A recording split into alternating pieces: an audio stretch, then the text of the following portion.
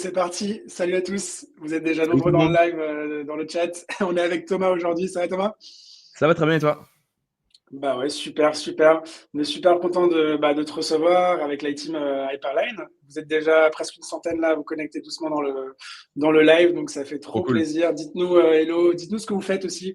Est-ce que vous êtes designer, PM, développeur, founder? Qu'est-ce que vous êtes venu chercher dans ce live? On va pouvoir aussi un peu voilà, se donner une idée de qui, qui est venu s'intéresser à ce sujet qui est quand même assez gros hein, en ce moment dans l'écosystème. Ça, c'est parti de start-up aux US et c'est en train de progresser un peu partout. Donc vraiment trop content Thomas de te recevoir pour parler de sujets un peu d'organisation, les nouvelles orgas dans les startups, comment est-ce qu'elles scale avec des orgas beaucoup plus agiles et, Ouais, euh, et, du, et du coup des fois sans PM. effectivement, Donc, ouais. c'est un peu le sujet d'aujourd'hui. Qu'est-ce qu'on a dans le chat, du coup, les réponses? Des designers beaucoup, des PM, PO entrepreneurs, graphic designers, designers sans PM dans une boîte de 15 personnes. Ok, donc très intéressé par le sujet, ça fait plaisir. Carrément, ouais. Raphaël, designer qui veut savoir comment aider les PM dans leur métier à être plus couteau suisse, ça c'est cool. Des founding designers, dev, ok, trop bien. Bon, bah, il y a du tech, du designer, du product, ça fait plaisir. Bienvenue à tous. Un CPO, du coup, salut Stéphane. Et ben, on va pouvoir lancer doucement.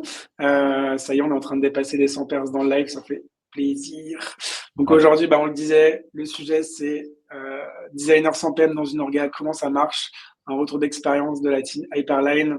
Vraiment, c'est trop cool de vous recevoir. On va juste, le temps que tout le monde arrive, donner une petite intro sur TPC pour ceux qui ne connaissent pas. Maintenant, on est, je pense, plus de 15 000 membres dans la communauté. Il y a 800 entreprises qui recrutent aussi avec nous. Mais la communauté, le crew TPC, c'est du coup des professionnels du product, de la tech, du design et de la data qui reçoivent du coup plein de ressources, participent à des événements, sont invités sur des lives. Et en permanence, il y a 1500 talents qui sont en recherche active avec nous et qu'on aide du coup à matcher avec les 800 entreprises qui bossent avec nous. On kiffe bien partager des ressources à tout le monde. Du coup, aujourd'hui, on s'est dit, bah, OK, pour ceux qui sont en recherche en particulier, on va vous partager deux ressources. La première, c'est les études de cas, product design. Donc, dedans, il y a en fait les cas que font passer des grosses startups pour rentrer dans les équipes design du coup Open Classroom, PlayPlay, je crois qu'il y a Penny Lane, il y a Foodvisor. Vous avez le cas qui font passer en entrée, la correction d'un candidat qui a été recruté derrière et les tips du hiring manager, donc souvent le VP design ou head of design, qui vous dit en gros comment réussir vos tests. Donc si vous êtes en recherche en ce moment, je vous recommande vraiment de vous équiper avec ça parce que vous allez forcément passer des cas en 95% des cas en tout cas. Et puis si vous voulez aussi savoir quelles sont les tendances salaires pour les designers en ce moment, on a sorti l'étude 2025 il y a un peu moins d'un mois, je crois. Et j'ai vu tout à l'heure, il y a 22 000 personnes qui ont consulté, donc c'est assez ouf. Je crois qu'on est presque en train de dépasser en un mois ce que toute l'année dernière, l'étude 2024 a fait en termes de vues. Donc, je crois que c'était 25 000 personnes qui l'avaient téléchargé l'an dernier, donc complètement dingue. Et voilà, il y a eu 6 800, enfin 5 800 répondants, presque 6 000 répondants. Ça fait du monde. Donc voilà, vous avez les petits QR codes et vous pouvez télécharger ça sur le lien. Je crois que Sarah dans le chat si vous n'avez pas votre téléphone pour flasher. Si vous êtes en recherche active, du coup, ça peut vous intéresser aussi de vous inscrire sur Open Candidates. C'est la session de matching qu'on organise chaque mois avec TPC qui nous permet du coup de matcher avec des rôles. Ce qui se passe, c'est que vous nous remontez vos critères et nous, on vous appelle pour vous partager dès qu'un job correspond à vos critères. Et aussi, du coup, il y a le pendant recrutement. On a bossé avec beaucoup de belles scale-up. On est aussi très fort en ce moment pour aider beaucoup de startups. On sent qu'il y a un évoluement assez fort dans l'écosystème. Beaucoup de startups sont en train de se lancer, notamment sur les sujets de l'IA. Ils cherchent des founding engineers, founding designers. On est très, très sollicité par des startups early stage et série A en ce moment. Donc voilà, si vous êtes concerné, que vous recrutez dans votre équipe, n'hésitez pas, il y a des talents incroyables dans la communauté TPC. Je regarde l'heure, il est midi 6 et on est pas mal de monde dans le live, donc je pense qu'on va pouvoir attaquer. Si tu es prêt, Thomas? Yes, carrément, avec plaisir.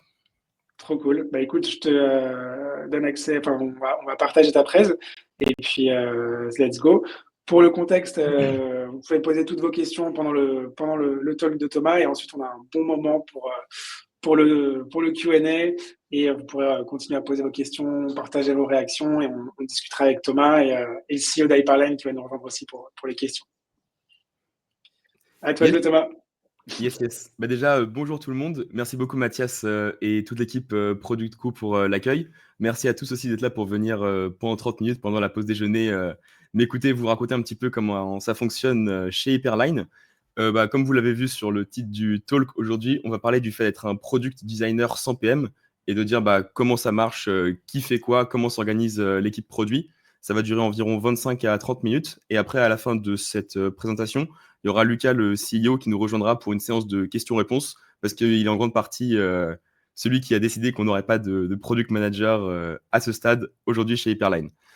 Comme l'a dit Mathias, n'hésitez pas à partager votre avis. Moi, je suis très preneur d'avoir vos questions-réponses et même votre vision du sujet. Avant de me lancer dans la presse, je voulais faire quelques petits disclaimers. Déjà, même si le titre est un petit peu aguicheur, c'est pas du tout un webinar qui est à charge contre les PM.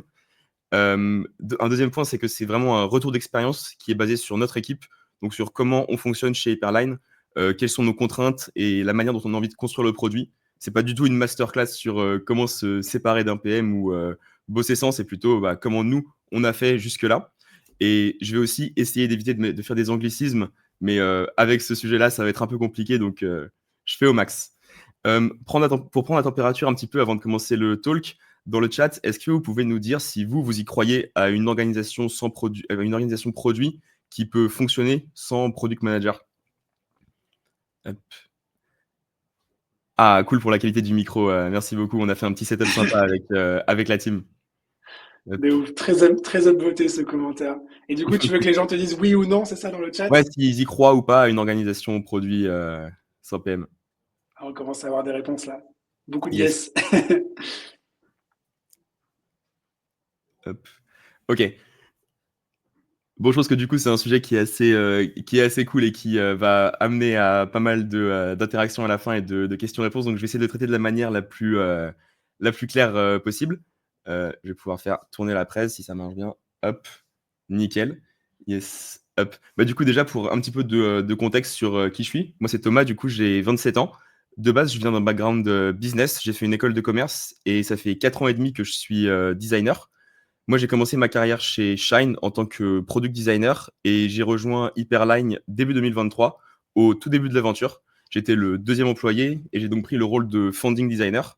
En quelques mots, founding designer, c'est un rôle qui est assez transverse et polyvalent. En gros, on m'a recruté pour poser les bases niveau produit, que ce soit le website, le design system, les premières features, mais aussi la partie brand et website. Et aujourd'hui, je suis toujours la seule personne en charge de ces sujets-là. Hop. Hop. Je vais faire la petite passe le petit aparté sur Hyperline. C'est un peu la page de pub inévitable. Mais tout au long du talk, en fait, je vais vous donner vachement de contexte sur comment on s'organise, nous, avec des exemples concrets. Donc, je pense que c'est important que vous sachiez un petit peu ce que c'est Hyperline. Du coup, Hyperline, c'est une solution qui permet de simplifier et automatiser le process de facturation de bout en bout. Donc, avec Hyperline, on peut construire un catalogue de produits qui est hyper flexible, créer des contrats, générer des abonnements qui vont envoyer automatiquement des factures au bon moment et avec le bon montant. Aujourd'hui, nous, on propose beaucoup de modules pour s'adapter aux différents cas d'usage de nos clients, des plus simples comme de la facturation fixe mensuelle, jusqu'à des trucs plus compliqués comme de l'usage, de la gestion de prorata multiples, etc. Notre cible, c'est des entreprises qui vendent des services en ligne, donc ça va être du logiciel principalement, mais on parle aussi avec des marketplaces, des banques, etc., qui font en moyenne entre 1 et 20 millions de CA, donc entre 10 et 200 ou 300 employés. D'ailleurs, si c'est votre cas et que vous avez un peu de mal à faire votre billing, n'hésitez pas à nous envoyer un message. Côté boîte, nous, du coup, on est une vingtaine d'employés aujourd'hui. On a levé 14 millions d'euros avec Index il y a 3 ans, donc on est une boîte financée. Et on a des bureaux à Paris et on est en train d'ouvrir un bureau à New York pour aller attaquer le marché américain.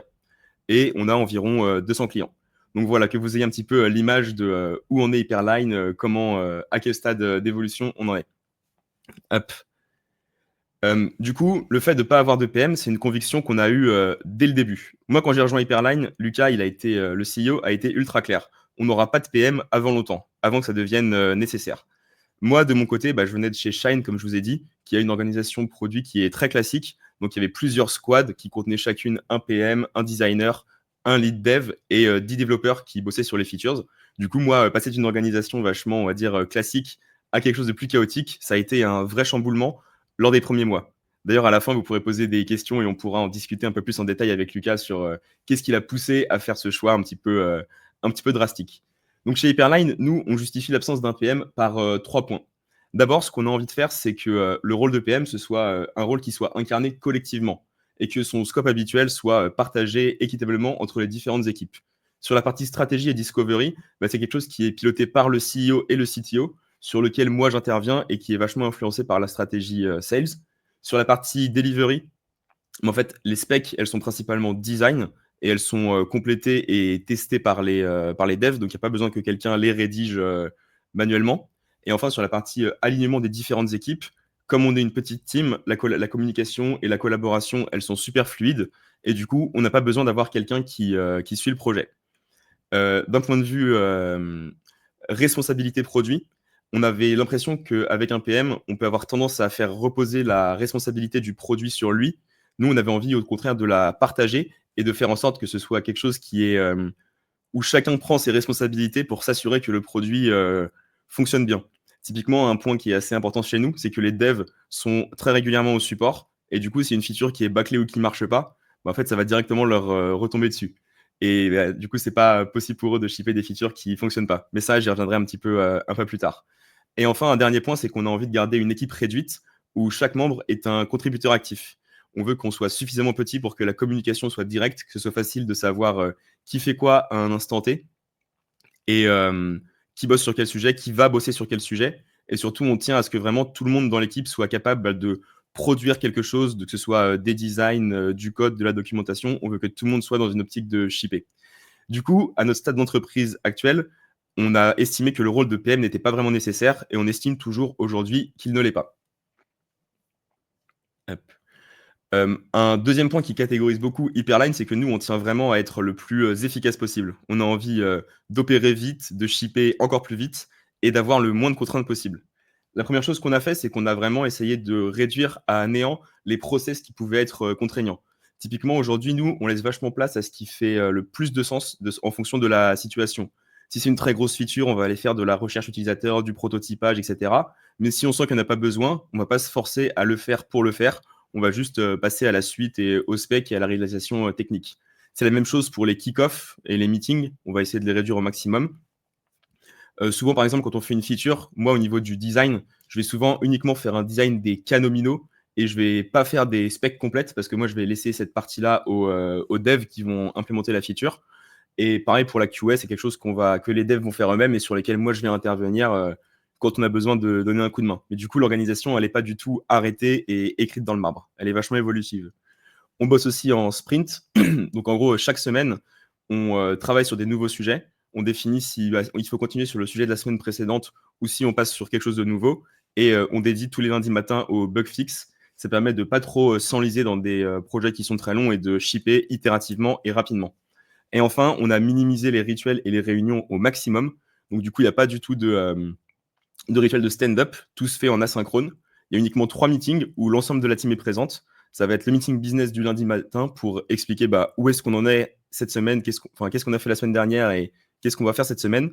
Pareil côté tech, et un meeting en fin de semaine pour présenter les features qu'on a release à l'ensemble de l'équipe pour à la fois prendre leur feedback et aussi les informer de ce qui sort régulièrement sur le produit. Et du coup, comme on n'a pas beaucoup de meetings, tout se fait à l'écrit et tout est traçable sur Slack, sur Linear. Du coup, tout le monde peut être assez rapidement au courant de tout. Il n'y a pas d'informations qui sont cloisonnées dans des réunions. Et on privilégie aussi le fait de faire des points d'avancement qui sont non planifiés et au fil de l'eau, parce qu'on a tous des agendas côté tech qui sont très light. Donc tout ça, ça nous permet de ne pas être ralenti par des process et toujours disponible en cas d'urgence, qui colle bien avec l'idée de maximiser l'efficacité opérationnelle. Mais bon, du coup, en voyant tout ça, vous pouvez peut-être vous demander comment est-ce qu'on met tout ça à exécution, concrètement, comment ça marche. Ce que je vais faire, c'est que je vais vous montrer comment on est organisé au niveau de l'équipe produit, et ensuite, je vais vous donner des exemples concrets de grands moments de travail de l'équipe produit pour vous montrer comment ça fonctionne. Donc aujourd'hui, chez Hyperline, on a une équipe produit qui est assez réduite. On est 8 personnes en tout. Et dans cette équipe, on prend tout le monde qui agit de près ou de loin sur le produit. D'abord, il y a Lucas, le CEO, et moi, qui évoluons en autonomie et qui bossons sur nos différents sujets. Et ensuite, il y a la team tech, qui est l'idée par Clément, le CTO, et qui est séparée en une partie front et une partie back. Donc ça reste une équipe qui est relativement petite, d'où le fait de pouvoir communiquer assez efficacement et de collaborer efficacement aussi. Pardon. Comme on peut le voir sur Hyperline, en fait, c'est un outil qui est extrêmement vaste. On a un produit qui est très modulaire, donc avec les différents modules de quote, d'abonnement, de facture, de plan, etc. Et tous ces modules-là sont interconnectés. Ce qui fait que si on avait décidé de découper ce produit-là en différents scopes, ça aurait été vachement compliqué de dire que ce développeur-là bosse sur cette partie, un autre bosse sur cette autre partie-là, parce que tout simplement, lorsqu'on développe des fonctionnalités, tout s'entrecoupe, il y a beaucoup d'overlap, et du coup, c'est compliqué de donner une partie du produit en particulier à un développeur ou à une équipe. Du coup, ce qu'on a fait, c'est qu'on a constitué une équipe qui est vraiment cross-fonctionnelle, qui peut travailler sur l'entièreté du produit en toute autonomie.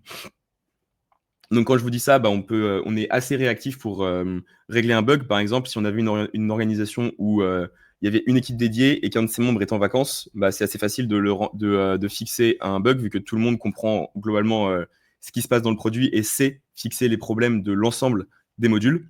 Bien entendu, chacun a ses spécialités. Il y a Laurent qui est très fort en design system, Samuel qui est le patron des PDF, Anaël qui s'occupe de la performance côté back. Mais globalement, tout le monde connaît très bien le produit. Ça nous permet de rester cohérent et de ne pas avoir trop d'inertie pour faire bosser deux équipes ensemble, faire des meetings pour mettre tout le monde d'accord. Là, et en plus de ça, ça nécessite personne qui a besoin d'être là pour synchroniser les différentes équipes produits, ce qui aurait pu être un petit peu le rôle d'un PM. Hop. Un deuxième point aussi, c'est que notre team tech, elle est vraiment très impliquée par le produit. En fait, le produit, c'est eux qui l'ont construit depuis le tout début. Donc, c'est un petit peu leur bébé et ils veulent vraiment en prendre soin et faire attention à ce que ça fonctionne correctement. Du coup, ça se matérialise par le fait que tous les développeurs font des shifts au support. Donc, 2 jours tous les 15 à 20 jours, ils vont être les responsables du support client. Donc, ça va être eux de gérer tous les tickets, traiter tous les tickets. Et en fait, si jamais une feature sur laquelle ils ont bossé n'est pas bien terminée ou qu'il y a des bugs, en fait, ça va être à eux directement de les fixer, mais aussi d'expliquer au client pourquoi ça n'a pas fonctionné et de s'occuper de régler les potentielles conséquences qui ont été causées par ce bug. Du coup, ça donne une très forte notion de responsabilité, d'ownership, même si j'ai pas envie de faire d'anglicisme, ce qui fait que tout le monde est très impliqué. On a aussi une grosse culture de feedback où on partage énormément de retours sur l'expérience utilisateur, sur la UI. Et on a aussi un projet qui est plutôt, lui, sur de l'amélioration continue, où en gros, dès qu'on a un petit peu de temps sur le côté, on va aller régler des petits tickets assez rapides pour continuer de faire en sorte que le produit soit toujours dans l'état le plus optimal possible. Concernant l'organisation produit, du coup, je vais vous montrer les différents moments de la vie de l'équipe produit et vous montrer comment on s'organise. Donc, sur la partie roadmap, ça, c'est un travail qu'on fait avec Lucas et Clément. Comme je vous disais, on porte un petit peu la partie stratégie. Ça, ce serait la section qui serait un peu gérée par les CPO ou les lead PM. Mais en fait, comme on a énormément de contexte client, vu qu'on fait beaucoup de support, que la team participe aussi au call sales et qu'elle a une bonne vision du produit, mais en fait, c'est assez simple de comprendre les attentes de nos clients, d'avoir une bonne vision marché, de comprendre quel acteur fait quoi. Et du coup, ça nous permet de définir ensemble la vision moyen terme, donc qu'est-ce qu'on va faire sur le prochain trimestre, s'aligner avec les objectifs business et en même temps régulièrement se poser pour réfléchir à la vision long terme. Et c'est cool parce que c'est les personnes qui ont, on va dire, les mains dans le cambouis qui réfléchissent à ce qui va être fait plus tard. Donc tout est assez centralisé. Sur une autre partie qui est là, je pense, le moment où on enfile la casquette de project manager avec Clément, c'est sur les priorités de la semaine. Comme je vous disais, on bosse en sprint qui change de semaine en semaine.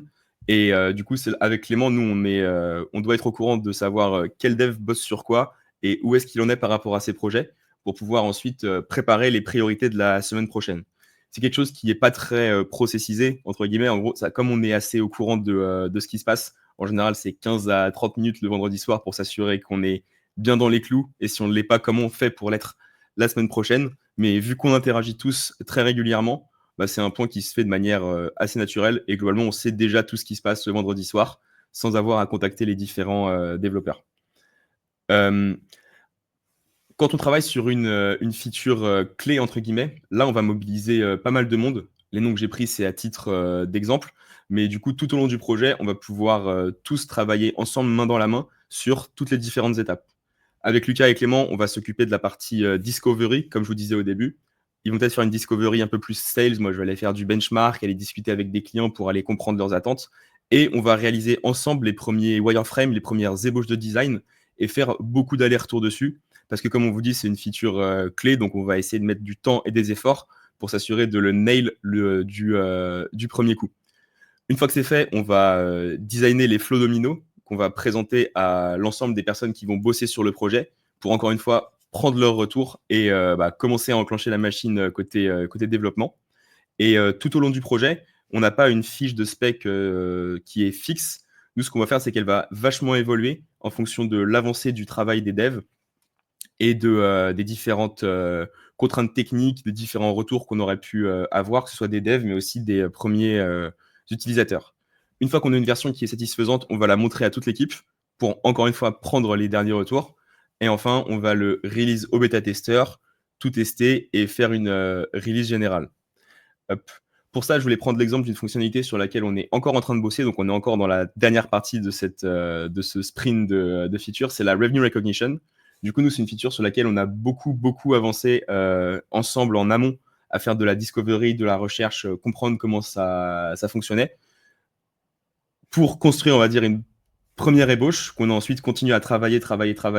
Et là, ce que vous voyez là, du coup, c'est, on va dire, le cas nominal donc le dashboard de la Revenue Recognition. Je ne vais pas m'épancher sur ce sujet-là qui est vachement comptable et vachement compliqué. Mais on a du coup, on est arrivé vers cette version-là. Et là, on est en train d'enclencher la seconde partie qui est la présentation lors d'un meeting kick-off. Mais on arrive déjà avec quelque chose qui est complet, mais enfin qui est avec des designs qui sont assez complets, mais pas totalement finis, pour laisser vachement de place à de l'amélioration continue et à ce que tout le monde puisse un petit peu apporter ses retours. Quand on travaille sur une feature qui est un peu plus secondaire, bah, y a moins de stakeholders qui sont impliqués. Généralement, ça va être moi qui vais bosser avec une paire de dev front et dev back. Donc, on a beaucoup d'autonomie sur comment on va traiter la fonctionnalité. Moi, je vais faire une phase de discovery si nécessaire où je vais directement partir sur les designs. Parce que pour avancer vite, on essaie de faire en sorte d'avoir beaucoup d'intuition et de bon sens. Et moi, encore une fois, je vais du coup toujours présenter ces designs-là aux techs qui vont bosser sur le développement de cette fonctionnalité et m'assurer que c'est faisable, que ça fonctionne bien. Et le but sur ces features-là, ça va être de les shipper assez rapidement et de prendre un maximum de retours utilisateurs en compte qu'on va avoir dans notre pool de bêta-testeurs qu'on gère au niveau de la boîte ou qu'on va rencontrer lors de nos différents shifts de support client.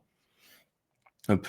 Je ne vais pas m'épancher là-dessus, mais c'est l'exemple d'une fonctionnalité qu'on a traitée justement avec Samy et Nicolas, où on a réfléchi à comment on allait la faire fonctionner. On a fait les designs, on a enchaîné les tickets et on la release sans trop avoir besoin de passer par une validation du CPO, du CEO ou quoi. C'est quelque chose qu'on a sorti assez rapidement parce qu'on était assez clair sur le besoin et que c'était une feature qui n'était pas énorme par rapport à celle que je vous ai présentée avant, qui était celle de la Revenue Recognition. Hop. Et pour les bug fixes, du coup, en général, c'est la team tech qui va prendre le sujet totalement en main. Ils vont gérer ça en autonomie. En général, ce qui se passe, c'est qu'ils identifient le bug où ils voient qu'il est remonté, ils le loguent et ils le résolvent eux-mêmes. Ça arrive des fois qu'ils aient besoin d'un avis extérieur, mais globalement, l'ensemble des bugs sont, on va dire, fixés en grande autonomie, parce qu'en fait, le fonctionnement du back-end, il est assez attendu et très bien maîtrisé, et le front-end est très strict au niveau des composants du design system et des patterns qu'on a déjà mis en place. Donc, dès que quelque chose sort de ce carcan qu'on a déjà bien imposé, c'est assez facile de l'identifier et de le régler selon des règles, et de le régler avec son bon sens et la manière dont ça fonctionne. Donc, ils sont souvent remontés et fixés très rapidement par la même personne. Hop. Pour finir, du coup, je voudrais vous parler un petit peu de ce qui est des prérequis pour cette organisation, parce que ce que je vous ai montré assez rapidement pendant les 25 dernières minutes, c'est que c'est pas forcément une organisation qui peut convenir à tout le monde. Nous, de notre côté, c'est pas quelque chose qui était fixé dans le marbre dès le premier jour. quand le CEO a dit qu'on n'aurait pas de product manager, on ne l'a pas du tout savamment simplifié, mais c'est plutôt un process qu'on a mis en place de manière évolutive, qu'on a testé et qu'on a adapté au fil de l'eau pour que ça corresponde bien aux contraintes que nous, on a en tant qu'entreprise. Et surtout, on n'a pas trop essayé de l'intellectualiser. Depuis le début du talk, je parle beaucoup de bon sens, de réfléchir correctement et de s'adapter, faire ce qui semble être la bonne chose. Et c'est vraiment comme ça qu'on traite on va dire, l'organisation de l'équipe produit. C'est qu'on est tous à l'aise avec le fait d'avoir une base assez solide sur laquelle on va pouvoir évoluer librement. Et si un développeur estime que c'est pas important d'avoir un input design sur la fonctionnalité, bah c'est OK parce qu'on agit tous dans la même, on bosse tous dans la même direction et qu'on est tous très OK avec le fait d'avoir fait ça. Et si par exemple le développeur avait tort et que la feature fonctionne pas bien, bah on va régler ça assez rapidement vu qu'on est très assez flexible et dynamique. Du coup, les 3 points clés pour, on va dire, avoir ce type d'organisation-là, je dirais que le premier, c'est de construire une équipe produit qui est adaptée. Je pense que la partie où le leadership, en l'occurrence chez nous, le CEO et le CTO, sont orientés produits, c'est assez essentiel parce que sans ça, en fait, toute la partie vision produit, réflexion produit s'écroule. Et du coup, là, on a besoin d'un profil comme un CPO ou un lead product manager.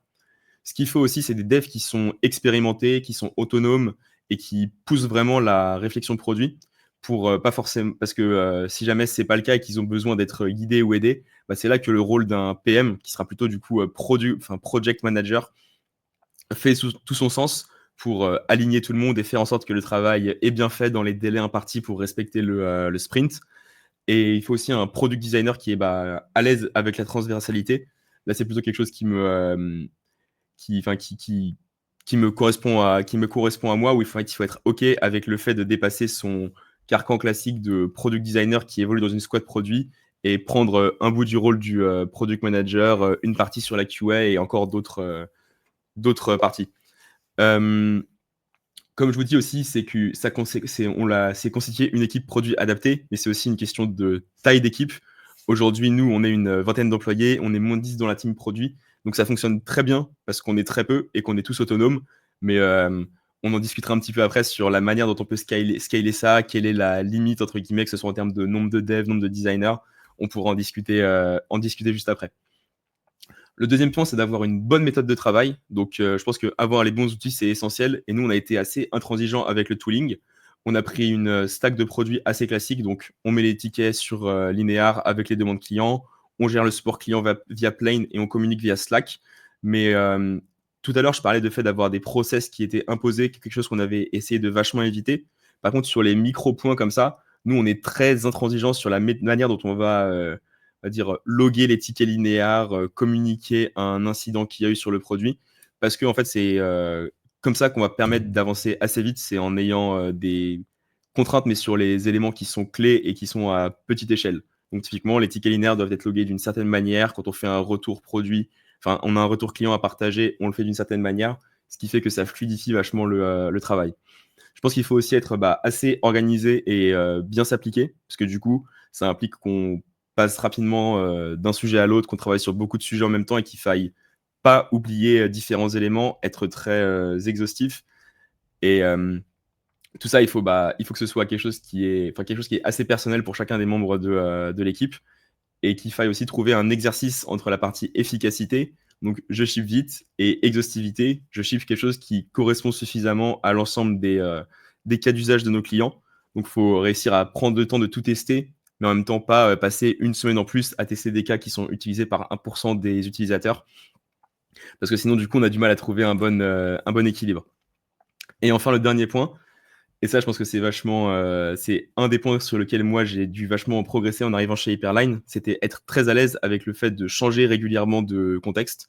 Par exemple, moi, c'est très fréquent de traiter des sujets radicalement différents toutes les 15 minutes, d'être interrompu parce qu'il y a un problème à régler ou qu'il y a une question qui est importante, qui est bloquante, ou d'avoir même juste une to-do list qui est super longue à dépiler avec plein d'éléments différents. Et ça, c'est le cas pour tout le monde au sein de l'équipe produit. Et je pense que ça, c'est un trait de personnalité avec lequel il faut être à l'aise, parce que sinon, ça peut très vite devenir overwhelming. Ah, j'étais à ça de pas faire trop d'anglicisme. Ça peut très vite devenir overwhelming. Et pour ça, il faut arriver à garder en tête les priorités produits et bien réfléchir pour garder ce qui est le plus important en tête, garder les éléments qui ne sont pas bloqueurs. Et ça, c'est un peu une mécanique de ping-pong mental qui est un peu difficile à prendre en compte, mais au fur et à mesure, on s'y habitue. Et bon, par exemple, ce matin, j'ai été en train de bosser un petit peu sur le website. J'ai dû partir ensuite sur une partie, fixer un bug d'affichage, travailler sur une nouvelle feature, l'affichage d'une nouvelle page, et tout ça en 2 heures, 2 heures et demie. Donc, il faut être assez à l'aise avec le fait de jongler avec plusieurs sujets en même temps. Voilà pour le talk. J'ai essayé d'être le plus efficace possible, de traiter un maximum de sujets. Merci à tous de m'avoir écouté. Et puis, si vous le voulez bien, on va pouvoir passer aux questions-réponses. Il faut que j'appelle Lucas, le CEO, qui a l'air pas loin. Je vous laisse poser Yes, tout à fait. vos questions dans le chat. J'arrive tout de suite. Hop. Trop cool, Thomas. Et on te laisse partir chercher Lucas. Effectivement, vous avez beaucoup réagi. Il y Ouais, a j'ai pas lu le chat. énormément de questions, les gars. Donc, on va tout prendre par priorité progressivement. Ah Je mais vous en vais, je avez vais des vous choses à laisser dire. vous installer. Ouais. D'ailleurs, il va peut-être falloir qu'on. Est-ce que vous rentrez dans le champ ou pas? Yes, salut Lucas. Salut! Ça va? Ouais, j'ai essayé de répondre à quelques questions, mais bon, il y en avait beaucoup. Moi, j'ai juste vu très beau Thomas aujourd'hui. C'est ce qui me suffit. Ouais, c'était Hop. plus important. Comment est-ce qu'on passe? Voilà, on va peut-être passer sur ce mode-là pour qu'on voit bien tous les deux. Franchement, merci Thomas, c'était hyper détaillé, je pense, en termes de méthodo, process. Tu allé bien dans le détail et du coup, beaucoup de réactions sur des éléments un peu macro et des éléments plus micro sur votre façon de travailler. Je vais essayer de structurer un petit peu les questions et les réactions, mais je voyais que Martha a posé une question, c'est un bon début ça, avant qu'on parte sur le sujet de la scalabilité, parce que vraiment tout le monde a réagi dessus aussi. Mais Martha, tu disais hâte d'avoir la réponse du CEO sur pourquoi pas de PM. Est-ce que c'est une question de coût, de non-compréhension fine des rôles qui souvent s'overlappent, une volonté de mettre le design au cœur de la boîte? Est-ce que c'était un choix temporaire? Est-ce que vous allez chercher à recruter bientôt? Ça, il y a déjà une réponse de Thomas sur le fait que vous allez pousser le plus longtemps possible sans PM. Et voilà, quelle est un peu ta doctrine pour structurer l'orga à plus long terme? Je pense que je t'ai posé 10 questions d'un coup. Oui, c'est ce que j'allais dire. Mais pourquoi pas de PM? Si on revient au tout début, à l'inception, un petit peu du pourquoi pas de PM. C'est une question qui en résume beaucoup, parce qu'en fait, le pas de PM, je pense que tout le monde l'a vu, hein, j'en ai vu les questions dans le chat. La réalité, c'est qu'il y a toujours un rôle de product, quoi qu'il arrive. La question, c'est qu'est-ce qu'on fait de ce rôle? Est-ce que c'est une personne qui le porte à temps plein ou est-ce qu'on le sépare? Et effectivement, la question de comment ça scale. Moi, le choix de ne pas mettre de PM, il a été évidemment un choix de coût. C'est-à-dire qu'en fait, moi, aujourd'hui, Thomas, il design. Il y a énormément de… Enfin, le produit Hyperlane, il est très large. Il y a énormément de designs qui doivent sortir. Si je prends quelqu'un aujourd'hui qui a pas du tout les compétences design de Thomas au même niveau de coût pour moi, j'ai pas du tout avancé un dixième de ce qu'on a avancé sur le produit aujourd'hui. Donc c'était soit j'avais les deux personnes, soit j'en avais qu'une. Donc au départ, il y a évidemment un sujet de coût. Une fois que tu as levé de l'argent, c'est un petit peu différent. Il y a un vrai sujet de ma part de conviction personnelle. Moi, j'ai fait ça fait une dizaine d'années que je suis dans la tech, j'ai été dev et j'ai vu entre guillemets le rôle de PM tel qu'il est traité dans beaucoup de startups. Je pense que Shine c'était comme ça. Moi j'étais chez Spendesh, j'ai fait 5 ans, donc l'orga elle a fait 0, 100 personnes. Donc naturellement on a vu un petit peu le rôle du PM et moi j'ai considéré que le rôle du PM dans cet orga-là, même en scalant, il n'était pas pertinent. Pas parce que les PM n'étaient pas bons, mais parce que les PM, dans mon sens à l'époque, n'étaient pas suffisamment business et étaient trop dans le project management. Et ce que j'ai voulu faire sur Hyperline, c'est qu'on s'assure que la responsabilité du projet, donc du quotidien, de l'itération, de est-ce que ce projet il a du sens, est-ce que j'ai besoin de spec, etc., elle soit au maximum sur les devs et sur Thomas, parce que moi j'en prends aussi, mais en fait c'est majoritairement eux aujourd'hui, moi j'y suis de moins en moins. Pour en fait pas créer une habitude dans l'orga de se défausser sur le PM à chaque fois que quelque chose arrive. Je voulais pas entendre de ça, c'est une décision produit, donc c'est le PM. Ça, c'est un sujet produit, donc c'est le PM en fait. Et la conviction, elle est vraiment venue de là. Je vais m'arrêter là parce que sinon je parle 2 heures, mais la conviction, elle est vraiment venue de là. Canon, et ça fait la bonne transition avec la question de Maxence sur la scalabilité, justement, qui est un peu la marotte quand on parle d'organisation tech sans PM. Selon lui, selon toi, Maxence te demande, vous avez prévu de scaler comment avec ce pattern? Parce que ce qu'il a compris lui globalement, c'est qu'aujourd'hui, l'ensemble repose sur CEO, CTO, Thomas. C'est quoi la suite? Du coup, vous allez pousser au maximum et ensuite, il y a déjà des choses de prévues. Ouais, bah, je pense que là, aujourd'hui, on n'a pas encore atteint la taille critique qui fait que on doit bâcler des fonctionnalités, que moi, je ne ship pas des designs. Aujourd'hui, je pense que ça fonctionne encore assez bien.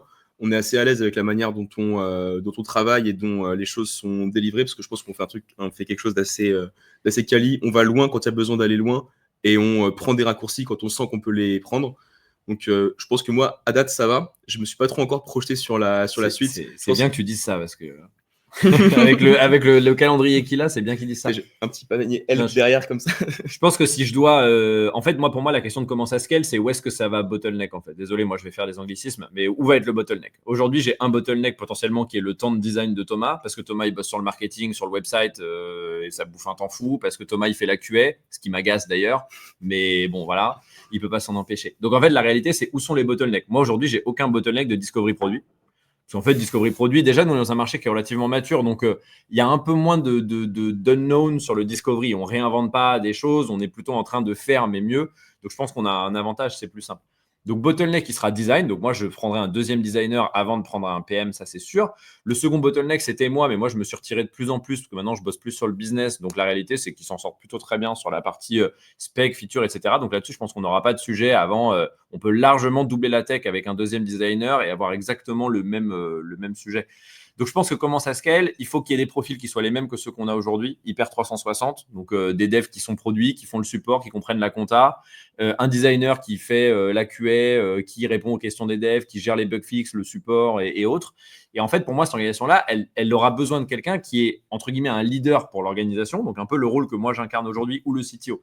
Ce leader-là, on peut l'appeler produit. Moi, ça ne me dérange pas. Par contre, ce leader-là, ça compte son quotidien. Ça doit jamais être de faire des specs, ça doit jamais être d'organiser les sprint meetings et le linéaire. Son quotidien, ça doit être de réfléchir à qu'est-ce qu'on construit, comment on le distribue, comment on le package, où est-ce que ça va sur le website. Donc, c'est presque un rôle de PMM, en fait, moi, où je vois qu'on aura besoin. Et pour aller mapper derrière la stratégie, etc., qui évidemment redescendra de moi ou du CTO, mais pour aller mapper la stratégie. Moi, je pense que les bottlenecks seront là. Designer, plus de dev et un rôle plutôt PM business, mais jamais un PM qui organise du produit, de la squad et qui fait du reporting comme on faisait chez Spendesk. Pour moi, c'est complètement incohérent, on n'en a pas besoin. Je pense que ça crée aussi une très forte cohésion entre la team tech, toi et moi. Ce qui fait qu'en fait, on est tous autant responsables les uns les autres de la fonctionnalité. Et quand ça marche bien, c'est grâce à nous. Quand ça ne fonctionne pas, c'est à cause de nous. Et du coup, on va le fixer assez rapidement et efficacement. Et moi, je trouve que ça crée vraiment une très bonne cohésion d'équipe et une bonne ambiance au sein de la team d'avoir cette partie-là que nous, on gère. Quand tu fais le support, tu n'as pas besoin de faire la QA. Hein. C'est ça, tu l'as fait tout seul.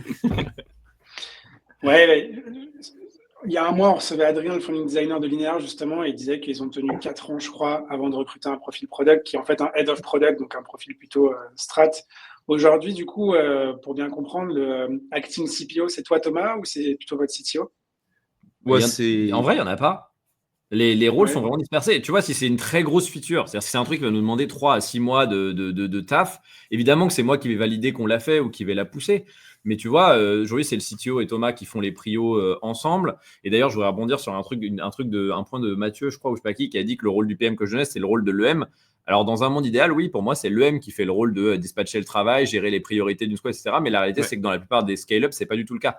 Le PM, il fait le rôle de discovery, spec, design avec le designer, plus le delivery, plus le machin. Et en fait, pour moi, il ne doit pas du tout faire toute la partie de delivery, wireframe, etc. Il doit faire disco et business. Tu vois. Juste, pardon, je précisais parce que c'était une des questions. Mais du coup, non, clairement. Mais ça montre en fait que si tu veux, la practice product est infusée à l'échelle de l'organisation. Les devs ont une forte sensibilité produit, j'imagine, chez vous. Et je pousse les devs, moi. Tu vois, c'est un truc que j'ai beaucoup à Thomas. Je lui dis arrête de faire la QA parce que ça m'agace. Pas parce qu'il ne faut pas faire la QA, mais parce qu'en fait, c'est aux devs qui ship la feature de se dire est-ce que j'ai géré tous les edge cases? Est-ce que quand j'ai rentré telle info dans tel champ, ça n'a pas mis n'importe quoi dans un autre champ? Enfin, pour moi, c'est la responsabilité des devs. Et donc, en fait, le rôle de CPO finalement ou de PM, il est beaucoup plus fragmenté et je pense que l'orga scalera de cette façon-là, toujours avec une organisation fragmentée. Et demain, il y aura peut-être un head of product, mais pour moi, le head of product, ce sera plutôt un head of distribution. Quoi. Donc, c'est qu'est-ce qu'on distribue et comment on fait de l'argent dessus plutôt que à quoi ressemble le produit au sens spec. Yes. Et pour répondre à une question de Margot, pour reprendre sur la partie spec, du coup, avec qui fait les specs? En fait, globalement, les specs, elles sont basées sur le design Figma. Il y a très rarement des fiches Notion. Je pense qu'on allait en faire une ou deux pour mettre les idées au clair, mais plus pour nous aider à pousser la réflexion. Donc, ils sont basés sur le design Figma. Et donc, quand c'est une feature qui est vraiment très complexe, où il y a des flows qui sont très complexes, on décide de tout documenter. Mais globalement, le Figma, on va juste traiter les flows nominaux, donc les principaux cas qui vont être traités, et laisser la granularité, donc et si on fait ça et ça et ça, au dev de gérer ça, parce que c'est lui en fait qui va être confronté à gérer ces différentes branches et sous-branches.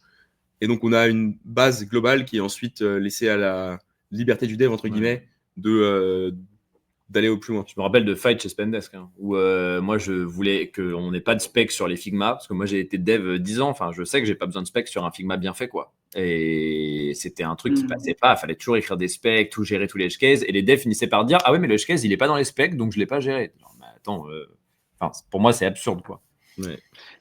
Comment est-ce qu'on recrute des devs avec une forte sensibilité produit? Parce que je pense que c'est pas aujourd'hui un standard sur le marché en termes de formation des profils tech. Je suis assez curieux d'avoir votre avis là-dessus. Je pense qu'il y a une vraie. De toute façon, tu peux pas recruter tout le monde bon du premier coup. Il faut s'assurer dans les 3-4 premiers mois que de toute façon, la personne, elle est bien. Moi, c'est une pression qu'on met qui est très forte naturellement. Si le dev, il n'a pas une sensibilité produit, ça se voit tout de suite. Parce qu'encore une fois, il n'y a pas de barrière, il n'y a pas de garde-fou, il n'y a pas de spec, il n'y a pas de machin. Donc, tu le vois très vite. Après, moi, il y a un truc où il vaut mieux avoir 4 devs qui sont là aujourd'hui, on en a peu, mais au final, la taille de la plateforme, je pense qu'il y a plein de boîtes, elles ont le double de devs pour arriver à faire ça. Mais parce qu'en fait, on prend des gens, oui, on les paye plus cher, oui, ils sont plus seniors, mais en fait, c'est des gens qui ont justement ce côté, je suis un dev qui réfléchit, je réfléchis à mon client, je suis capable de faire le support, je suis capable de comprendre pourquoi il y a un problème, de le fixer moi-même sans repasser par le produit dans le truc. Et ça, je pense que c'est des devs qui sont rares. Mais c'est pas grave qu'ils soient rares parce que tu n'en as besoin que de 20% par rapport à d'autres devs pour faire le même boulot. Donc en fait, pour moi, le recrutement, je fais beaucoup à est-ce que la personne, quand je lui donne son projet à faire pour l'entretien, est-ce que j'ai besoin de lui faire des specs ou est-ce que je lui donne un projet avec juste une problématique? Et souvent, c'est les devs un peu crafters qui ont des side projects, qui bidouillent à côté, qui font un peu de design, tu vois, parce que c'est ce genre de gens-là qui aiment bien construire du produit. Donc, c'est aller checker ça au maximum, les mettre dans des situations de tension les 3-4 premiers mois où ils sont au support, ils sont dans des trucs où il faut qu'ils réfléchissent et tu le vois en fait. Tu le vois tout de suite s'ils y arrivent ou s'ils s'en sortent pas, que c'est des bons techniciens mais qui font jamais de retour produit. Thomas, je pense que les devs te font beaucoup de retours produits sur les designs Figma. C'est clair, moi quand je design une feature, moi en général, je fais une pause à moitié du Figma, je le présente à un dev qui va me faire ses premiers retours sur lui, comment il le sent, et je pense que c'est les retours que je vais quasiment écouter le plus, parce que c'est des retours produits d'un mec qui utilise le produit 1000 et une fois. Je pense pas qu'il y ait plus d'utilisateurs que nos devs qui aient fait les flows qu'on a sur la plateforme, parce qu'ils les ont testés, retestés. Donc quand quelque chose cloche au niveau UX ou UI, c'est les premiers à le voir. Ouais. Et Clément qui pousse la notion de product engineer dont on parle de plus en plus, c'est un peu ça, ouais, ça encapsule un peu la direction du marché et on le voit, nous, toutes les startups early stage qui nous briefent, elles cherchent des profils engineers qui sont très product sensitive ou je sais pas comment dire, mais ça scale bien. Si tu leur donnes, on l'a vu, Spendesk, moi, je te dis, l'équipe à la fin, elle était assez grosse et Clément, donc le CTO qui est chez nous aujourd'hui, il bossait à l'époque chez Spendesk, il avait une squad, il était EM. Sa squad, elle performait de fou, mais parce qu'en fait, ils avaient une délimitation qui était relativement claire sur ce qu'ils faisaient, mais suffisamment large pour qu'ils puissent vraiment faire de l'innovation. Et en fait, Clément, il avait un peu cette mentalité de product engineer, de dire, mais en fait, moi, je veux qu'on ship des features, je veux qu'on avance, je veux qu'on innove. Et en fait, il avait vraiment organisé son équipe comme on a organisé aujourd'hui chez Hyperline. En fait, il avait une équipe de 7.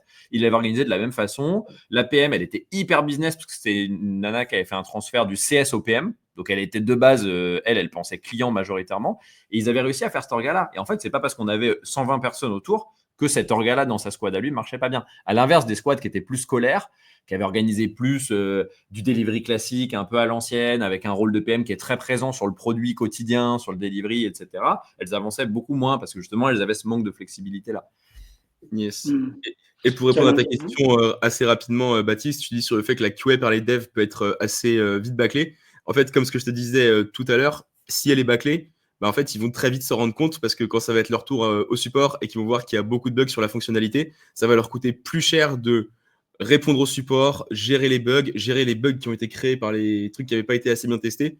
Du coup, en fait, ça force tout le monde à bien tester les fonctionnalités parce que en fait, le retour du bâton va être très rapide et il va être direct, quoi. Il n'y a pas de personne qui va leur dire « t'as mal fait ton boulot ». Globalement, c'est eux qui vont se rendre compte qu'ils ont qui se sont plantés et du coup, ça c'est… Après, tu as aussi c'est comme le principe du Figma Pixel Perfect. Moi, j'ai des potes designers qui me disent qu'ils n'arrivent pas à avoir des retours de devs qui sont conformes au Figma, où les devs prennent des libertés. Chez nous, c'est impensable. Il y a aussi un support leadership. Que le leadership, ce soit le CPO, le lead PM, le CEO, peu importe, mais il y a un support leadership. C'est-à-dire que nous, c'est très clair dans la boîte qu'en tant que dev, si tu back ta QA, tu fais pas ton boulot correctement. Il n'y a pas d'excuses, il n'y a pas de oui, mais il n'y a pas de QA engineer ou c'est le PM qui n'a pas regardé. Voilà, il y a aussi un support leadership qui est important là-dessus.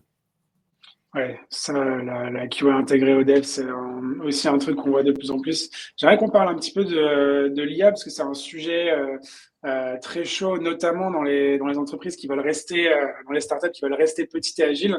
Aujourd'hui, vous, c'est quelque chose sur lequel vous itérez. Est-ce que vous avez commencé à intégrer une practice? Ça vous a, enfin, si oui, est-ce que ça vous a apporté déjà des choses ou à quel stade est-ce que vous êtes sur peut-être l'exploration IA?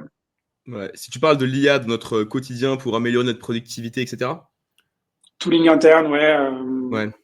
Agent IA pour maximiser vos opérations, IA Ouais. pour mieux coder. Est-ce que vos devs utilisent du curseur, des choses comme ça? Toi, du Lovable dans des opérations. Enfin, c'est vrai que ça peut s'appliquer à 1000 choses et il y a les organisations prennent des angles différents en fonction un peu de leurs besoins et de leurs prios.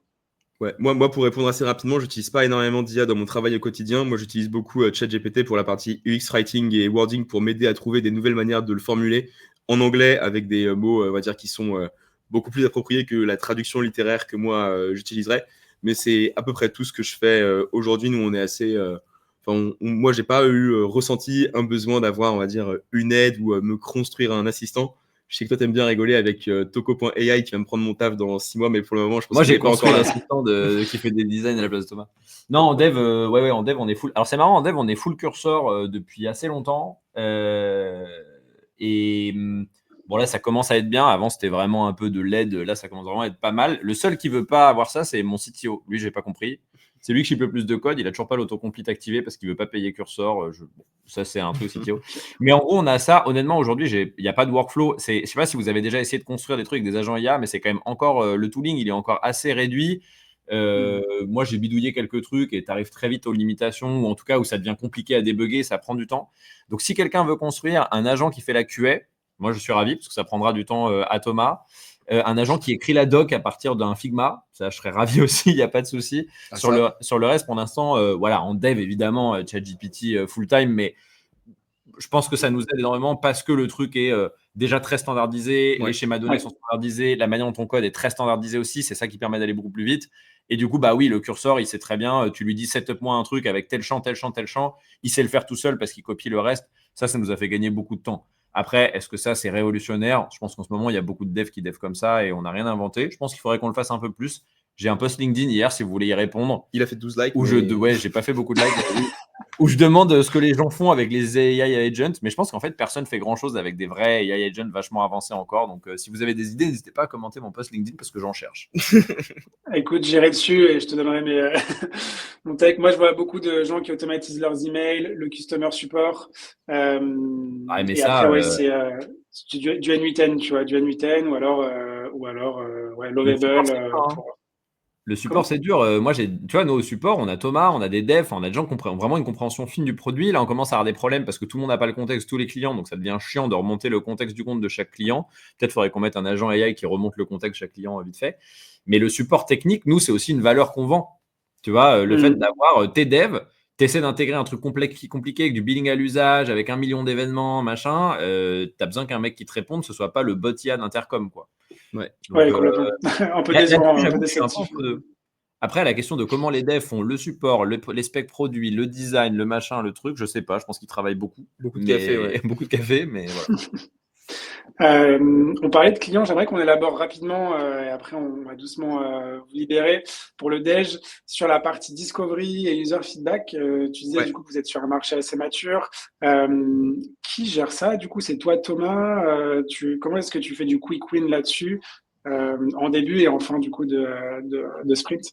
Ouais, je pense que tout dépend de la complexité du sujet sur lequel on travaille. Quand ça va être un sujet très gros, très complexe, j'ai évoqué la revenue recognition. Ça, avec Lucas, on a fait beaucoup de discovery. Toi, tu as passé beaucoup de temps à regarder un petit peu les tools qui étaient existants, à bosser à interroger des gens qui avaient besoin de ce type de fonctionnalité-là. Ouais. Moi, j'ai un petit peu fait ma recherche aussi. Ça va vraiment dépendre de la complexité. Donc, sur les gros sujets, on va tous un petit peu s'y mettre et se répartir les tâches là où on est les plus pertinents. Sur les plus petites fonctionnalités, ça va être globalement moi qui vais m'en occuper. souvent, on va quand même partir de un mélange, on va dire, d'intuition, de bon sens et de patterns qu'on utilise déjà dans le design system. Mais mais on est plutôt, on va dire, dans une partie discovery qui est après qu'on ait quelque chose qui est palpable pour le mettre dans les mains de nos utilisateurs. Globalement, on va sortir une version pas terminée de la fonctionnalité et la mettre dans la main des utilisateurs qui en ont le plus besoin. Ça peut être ceux qui nous l'ont demandé, par exemple. Et là, on va tester le truc et on va vraiment avoir une approche itérative. Je sais que beaucoup appellent ça des design partners. C'est des clients qui viennent tester la fonctionnalité pour s'assurer qu'elle correspond bien à leurs besoins et qui aiment bien participer à ça.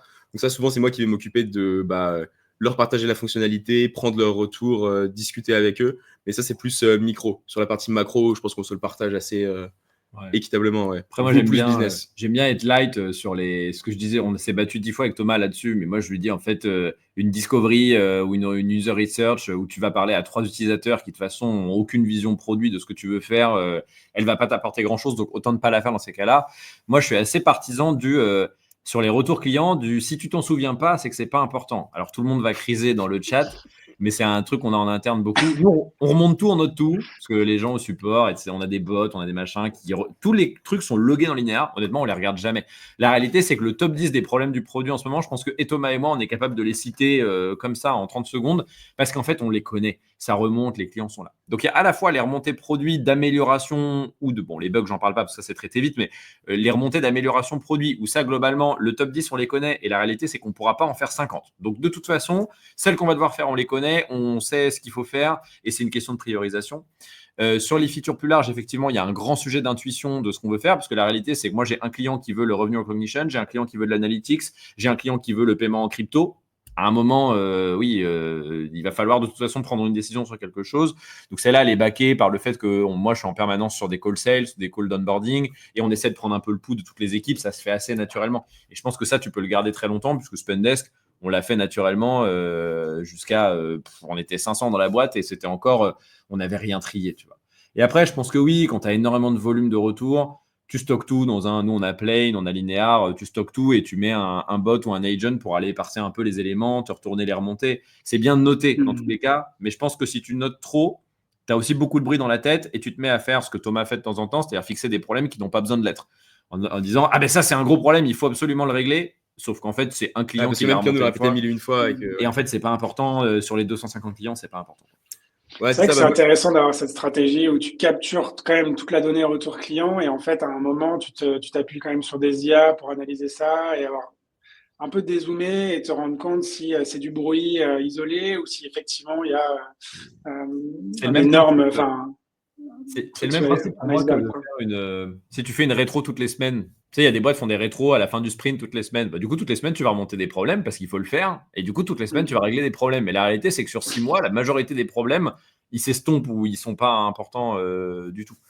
Donc, moi, je pense que c'est ça. J'essaie de limiter le bruit. Si tu veux garder une petite équipe, il faut limiter le bruit et il faut remonter que les infos. C'est les gars de Basecamp qui font ça. Alors, on les aime ou on les aime pas sur la philosophie business qu'ils ont. Mais eux, ils travaillent essentiellement comme ça. Ils notent peu de choses. Ils utilisent beaucoup la mémoire pour se rappeler de ce qu'il faut faire. Et ils ont plutôt bien réussi. C'est des belles boîtes, que ce soit Basecamp, etc. Donc, et j'ai vu beaucoup de questions d'ailleurs sur le chat sur le fait que est-ce qu'on est en construction, est-ce qu'on est dans une phase de différenciation. Aujourd'hui, Hyperlane, c'est un produit qui a 3 ans. Il est soit autant, soit plus avancé que la majorité des produits de billing du marché. Donc non, maintenant, on est dans une phase où on fait autre chose en fait. On est largement on par au niveau des features, donc on est plutôt dans de l'innovation que dans du rattrapage de retard où on copie un peu bêtement. Qui est hyper intéressant. Merci les gars pour les retours no bullshit. Il y a un sujet qui a été vachement upvoté aussi et du coup je voulais vous poser la question, c'est le sujet de la mixité. Effectivement, vous êtes une belle team de dudes. On sait que dans la tech c'est compliqué. Est-ce que c'est un sujet pour vous? Qu'est-ce que ça vous inspire? C'est juste que Thomas n'a pas été bon du tout sur les slides. Au business, c'est que des femmes. Donc on a le problème inversé. La réalité, elle n'est pas là. La réalité, c'est que je n'ai pas les chiffres exacts en tête, mais je pense que sur des populations dev, notamment, donc aujourd'hui, nous, notre équipe tech, c'est quand même quasiment que des devs. Il n'y a que Thomas qui est designer. Même moi, j'étais dev avant. Sur les devs, je crois que c'est 8% de femmes, quelque chose comme ça. Ouais, statistiquement, on n'en a même pas 10. Statistiquement, on n'a même pas 10. Et en fait, moi, vraiment, j'aimerais. Mais en fait, on a eu quelques entretiens. On a pris les gens qu'on connaissait. En plus, la plupart des devs, on les connaissait. j'adorais avoir une femme. La réalité, c'est que j'ai pas eu le temps de faire des choix là-dessus. Et au business, on a le sujet inverse. Ouais. Au business, c'est que des femmes parce qu'en fait, on a vu que des femmes, on a pris les meilleures, c'était des femmes à chaque fois, donc on les a. Effectivement, la presse de Thomas, elle est assez mal orientée du coup. Alors moi, je me suis dit, est-ce que je mets tout le monde et est-ce que je les mets sur le côté pour montrer qu'on n'est pas que des mecs, mais l'inverse. Donc voilà, et moi, je pense que le problème, il est beaucoup plus systémique. C'est-à-dire qu'il faut revenir au départ de pourquoi quand tu fais une équipe dev de 10 personnes, statistiquement en entretien, tu as une femme potentiellement sur 10. C'est en fait comment tu amènes plus de femmes à la fois apprécier ce genre de métier, à se sentir à l'aise dans les écoles de dev, qui ne sont pas forcément très accueillantes non plus. Oui. Et ça, c'est un sujet sur lequel le travail, il est beaucoup plus de fond. En tout cas, chez Hyperline, il n'y a pas, il y a que des nanas au business et que des mecs à la tech. Et j'en suis désolé, j'espère que ça va évoluer des deux côtés dans le bon sens. Ouais. On partagera la grande picture qui vous équilibre. Ok. Il y a Tiffen qui dit chez nous les dev front sont des femmes. C'est vrai qu'il y a plus de femmes chez les fronts, mais les statistiques sont assez vénères. Ouais. Il y a au moins 80% d'hommes chez les devs. Florence dit 12-15% de femmes. On a vu des stats effectivement assez. Oui, j'ai pas voire même encore plus basses. Mais c'est dans ces eaux-là quoi. Yes. Chez Spendesk, on avait beaucoup de dev back femmes. C'était assez marrant. On avait trouvé beaucoup, notamment qui voulaient bosser sur la banque et tout, sur la data. Tous les data scientists et des femmes aussi. Donc franchement, il n'y a aucune raison, si ce n'est que il y en a peu et donc naturellement, tu trouves pas forcément facilement quoi. Yes, ce sera le mot de la fin et un appel à toutes les femmes ingé de demain de effectivement aller percer mais oui, venez les écoles de dev. Venez faire du produit, du dev, de la QA, du support. Venez. En product, on est pas mal. Hein. Et en design, je crois qu'on est même à 52% de femmes, un truc comme ça. Ouais, livré, j'avais vu votre étude, on est à parité. Ouais, ça c'est cool. Les designers, vous représentez, bravo. Ce sera le mot de la fin. Merci à tous en tout cas, c'était hyper cool. Et puis merci Thomas, Lucas, vraiment avec pour merci le pour partage de bullshit. On n'a pas pris de tomates. Je m'attendais à de l'agressivité de certaines personnes, mais je pense que l'angle a été bien pris. Et effectivement, c'est juste intéressant de voir en fait les organisations modernes qui évoluent et de se rendre compte que effectivement les rôles et les métiers vont changer. Ça s'accélère encore plus avec l'IA. Donc vous avez beaucoup de remerciements en tout cas dans le chat. Merci à tous d'être venus, d'avoir écouté jusqu'au bout. C'est trop cool. C'était un plaisir en tout cas. Où est-ce qu'on peut vous suivre les gars d'ailleurs? Écoutez, déjà, si jamais sur LinkedIn. Sur LinkedIn, on est LinkedIn Influencers. Mais si vous voulez, si vous avez des questions en plus ou auxquelles on n'a pas eu le temps de répondre, n'hésitez pas à m'envoyer un message sur LinkedIn. C'est Thomas Cochet, je ressemble à peu près à ça. Et puis n'hésitez pas à suivre Hyperline sur LinkedIn, Lucas aussi. Je pense que c'est là qu'on partage le maximum de contenu. Donc n'hésitez pas. Et hyperline.com. Ouais. Le message est lancé. Il y a un nouveau site bientôt, donc attendez un mois, venez dans un mois. Stay tuned. Donc Thomas charbonne salement sur le site là. Exactement, ouais. Bon courage à toi alors. Merci beaucoup. On a hâte de voir ça. Salut à tous. Bon déj. Salut, ciao. Ciao.